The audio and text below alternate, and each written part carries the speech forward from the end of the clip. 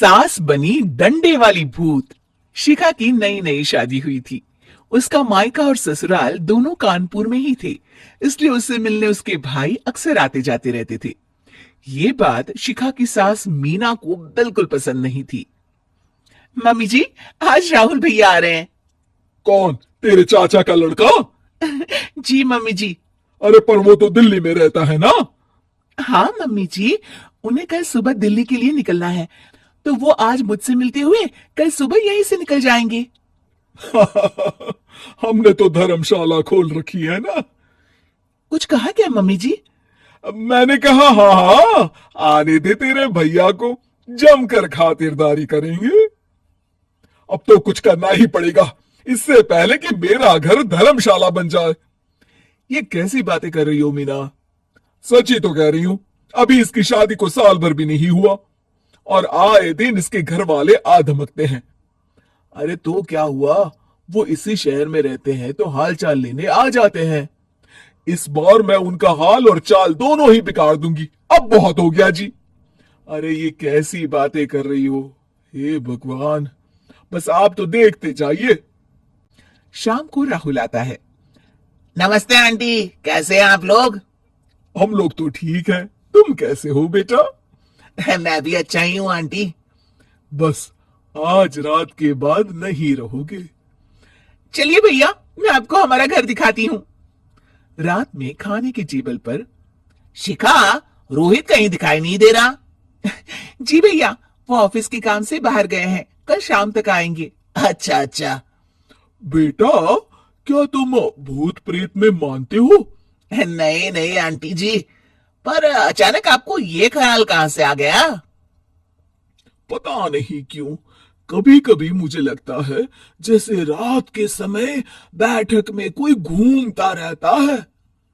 ये आप क्या कह रही हैं मम्मी जी? हाँ, तुम लोग घबरा ना जाओ, इसलिए मैंने आज तक इस बारे में कुछ नहीं कहा। ये आपका वहम होगा आंटी जी, ऐसा कुछ नहीं होता। हो सकता है। चलो अब मेरा सोने का टाइम हो गया है तो चलती हूं मैं। शिखा बेटा, राहुल के सोने की व्यवस्था वहीं दीवान पर कर देना। जी पापा जी। अब चलिए भी। अच्छा, तो बैठक में सोने वाले हैं साहबजादे। क्या बड़बड़ा रही हो? कुछ नहीं, आप सो जाइए। मीना और महेश के सोने के बाद शिखा और राहुल आपस में बात कर रहे होते हैं, तभी डोरबेल बजती है। अरे आप! सरप्राइज! काम जल्दी खत्म हो गया तो मैं आज ही चला आया। ये तो बहुत अच्छा किया।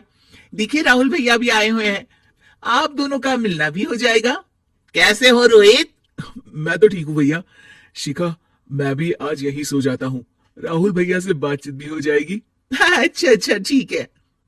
मीना आधी रात को उठती है, कंबल मुंह से पैर तक ओढ़ के डंडा लेके बैठक में आती है और देखती है दीवान पर चादर ओढ़े कोई लेटा हुआ है।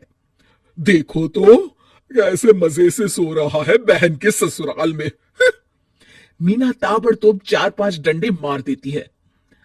अरे मर गया, अरे बचाओ बचाओ, कौन है? मीना जल्दी से अपने कमरे में भाग जाती है। हे भगवान, ये मैंने क्या किया? ये रोहित कहां से आ गया? लगता है ये नालायक राहुल मेहमानों वाले कमरे में सो गया होगा। आज तो इसकी खैर नहीं। उधर बैठक में, अरे क्या हुआ रोहित? मैं बाथरूम में था, तुम्हारे चिल्लाने की आवाज सुनी।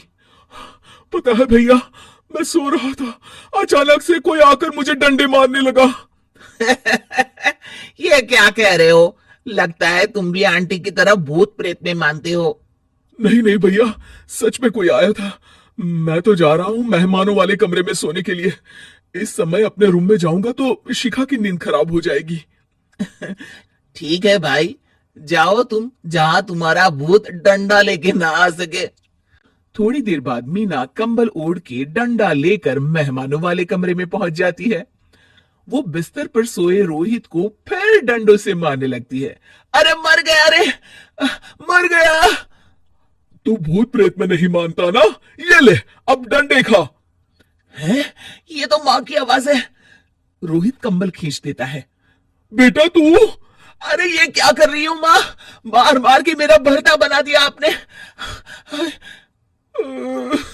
माफ कर दे मेरे लाल, मैंने तो तुझे ही मार मार के लाल कर दिया। मैं तो उस राहुल के बच्चे को सबक सिखाना चाहती थी। राहुल भैया को? हाँ बेटा, मुझे लगा अगर उसे डंडे मारूंगी तो शिखा के मायके वाले यहाँ आना छोड़ देंगे। हे भगवान, माँ ये घर शिखा का भी है, उसके घर वाले जब चाहे आ सकते हैं। हाँ बेटा, आज मुझे भगवान का इशारा समझ में आ गया। मैं कितना गलत करने चली थी और अपने ही बेटे को चोट पहुंचा दी। अब चुपचाप जाके सो जाओ माँ, और किसी को कुछ बताने की जरूरत भी नहीं है।